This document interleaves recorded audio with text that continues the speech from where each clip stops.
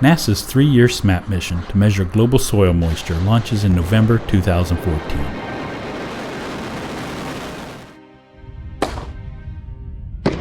After the protective nose cone, called the fairing, separates, the rocket deploys the SMAP spacecraft.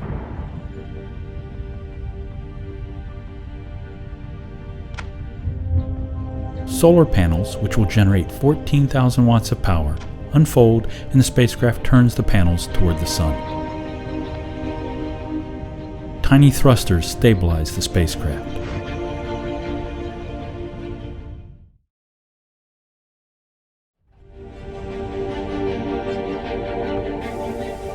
The antenna arm extends from the SMAP spacecraft and the antenna opens.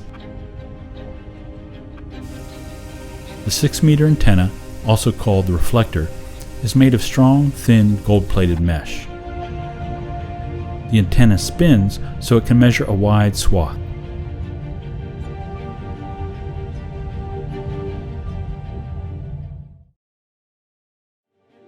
Employing a combination of active radar and passive radiometer measurements, SMAP covers a swath 1,000 kilometers wide. That's 621 miles. SMAP's radar actively bounces a microwave signal off the Earth's surface to detect physical properties in the return signal. Radar can sense soil moisture through dark, storms, and clouds. And it has a high level of detail, apparent in this 1996 radar imagery of Amazon river flooding, part of a NASA Measures Wetlands project hosted on the Alaska Satellite Facility website.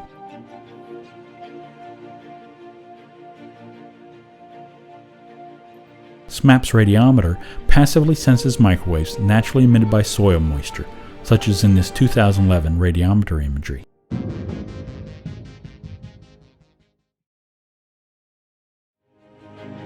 Together, SMAP's instruments track soil moisture levels over time in any particular location.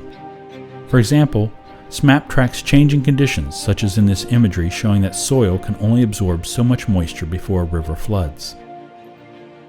Researchers can use SMAP data to create time series graphs of their study areas, developing different ways to visualize and detect trends in soil moisture levels.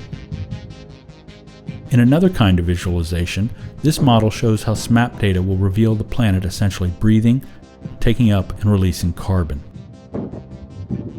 SMAP data will be freely available to the public starting in spring 2015 from the Alaska Satellite Facility SAR DAC and from the National Snow and Ice Data Center DAC.